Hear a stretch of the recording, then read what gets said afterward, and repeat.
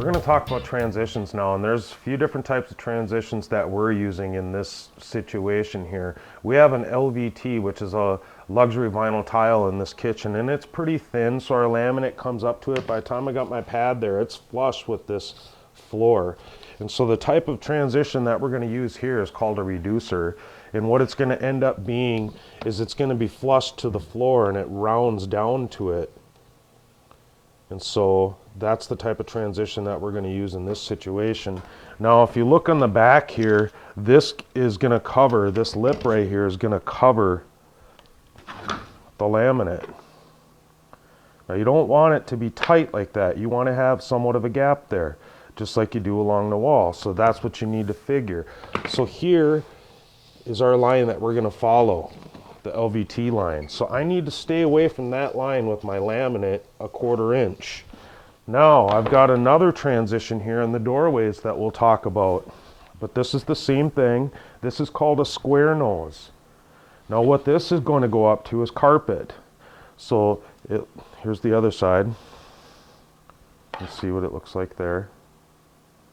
Now this covers the laminate also, and we'd want to have a gap in there. And now the carpet is going to tuck to this side of it. And so basically what we're looking to do is measure how wide this part of the transition is, and then add our 1/4 inch.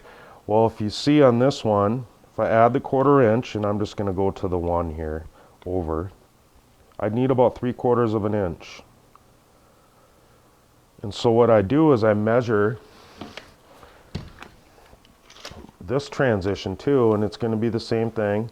If I want to go 1/4 inch away from that, that's going to be about 7/8 wherever this ends.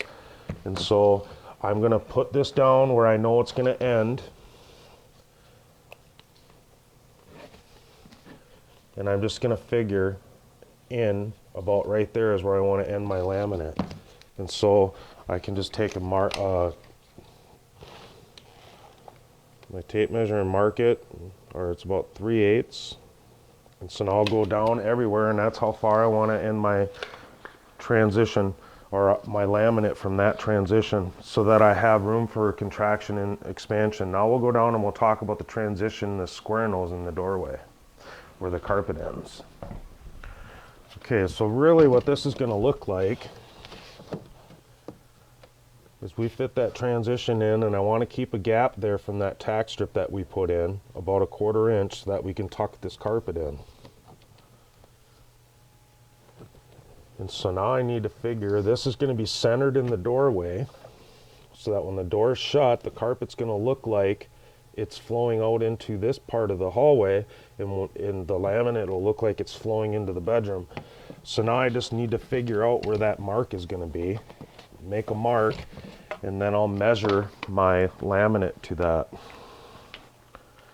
And so I know that I got that, the back of this piece that sticks out is about 3/8 of an inch, and I want to have a 1/4 inch gap. So if I know that my transition is going to end there, I can even just make a little dot down there on the, I just want to make sure that I'm going to end this in the right spot. I'm just going to come in 1 inch right there. Now if I stick my transition down there and I see, and I know that it ends about right there,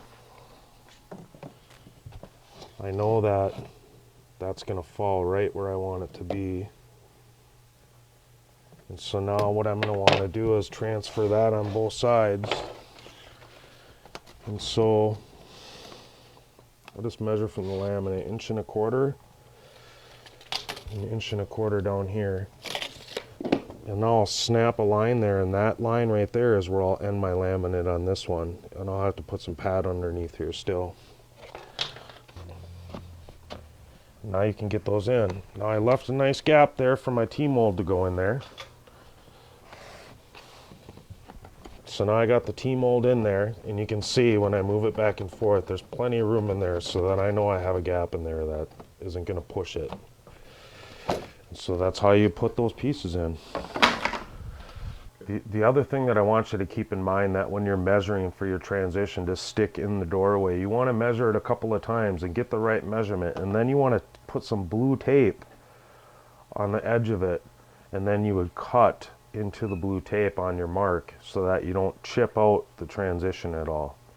And so that's just a nice little tip that you can use to be able to finish your transitions off so they look really nice. Okay, we're going to start putting these transitions in now.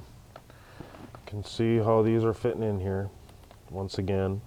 Now to put these transitions down, you can use a construction adhesive and then weigh them down, or you can nail them with some smaller nails. You want to make sure if you do nail them though, that you kind of stay over a few inches so that you don't split the end.